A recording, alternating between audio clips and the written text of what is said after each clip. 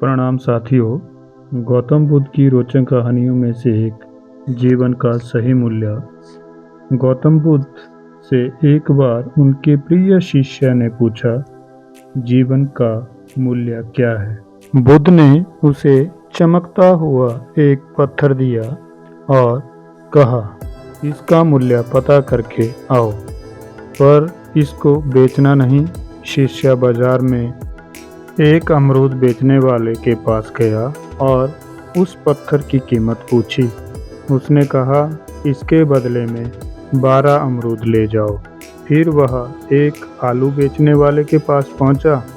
उसने उसकी कीमत 1 बोरी आलू लगाई। इसके बाद वह एक सुनियार की दुकान के पास गया तो सुनियार ने झट से कहा, 50 लाख में मुझे बेच दो। मना करने पर उसने 2 करोड़ तक का मूल्य लगाया। आगे वह शिष्य एक हीरा जौहरी के पास गया। जौहरी ने पहले एक लाल कपड़ा बिछाया, फिर उस पर उस पत्थर को रखा जो कि एक क्या थी? रूबी थी। उस पर रखकर उसकी परिक्रमा की और माथा टेका। फिर कहा, कहाँ से लाए हो यह बेशकीमती रूबी? इस पूरे राज्य को बेचकर भी इसकी कीमत नहीं लगाई जा सकती। हैरान परेशान शिष्य बुद्ध के पास पहुंचा और सारी बात बताई। तो महात्मा बुद्ध जी ने कहा, जीवन रूबी है, पर ध्यान रखना कि सामने वाला अपनी हैसियत, अपने ज्ञान और अपनी समझ से ही तुम्हारी कीमत लगाएगा।